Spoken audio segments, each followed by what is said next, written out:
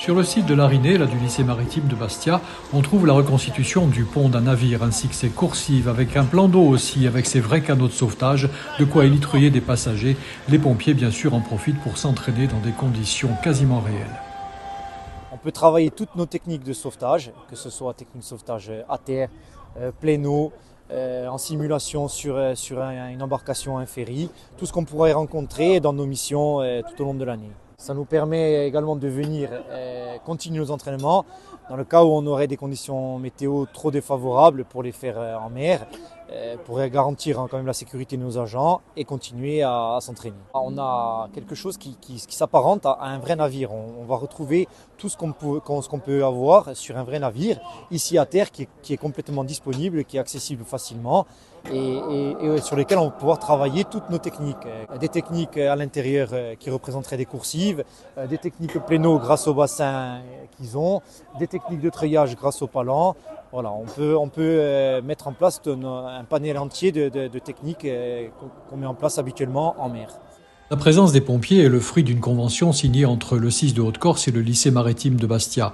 Les installations sont à la pointe de la technologie en matière de sécurité et leurs réputations ont déjà franchi les simples côtes de notre île. Mais cette convention, pour nous, elle est importante. Déjà, on est sur un site qui est moderne, qui vient d'être inauguré il y a à peu près 1 an. C'est un site qu'on a voulu au service de la formation des marins pour prévenir la sécurité à bord des bateaux. Et notre volonté est de collaborer avec les acteurs du territoire, que ce soit au niveau de la sécurité civile, avec qui on a une convention pour tout ce qui est élitreillage en mer et assistance aux victimes en mer, sur les navires, mais aussi avec les forces du CSP, du CIS de manière globale, pour prévenir et améliorer la lutte à bord des navires. C'est quelque chose qui est très complexe, la lutte à bord des navires, et s'il y a une mutualisation au niveau des techniques avec les équipes de terre et les équipes de bord, nous, ça permet d'améliorer à la fois nos compétences, ça permet de mettre aussi en place des synergies entre les différents acteurs de la sécurité. Et on est sur un site qui est un peu unique, qui a fait l'objet de visites du monde entier, et pouvoir mettre à disposition ce site aussi des acteurs de la sécurité, les acteurs publics, pour nous c'était important. Voilà.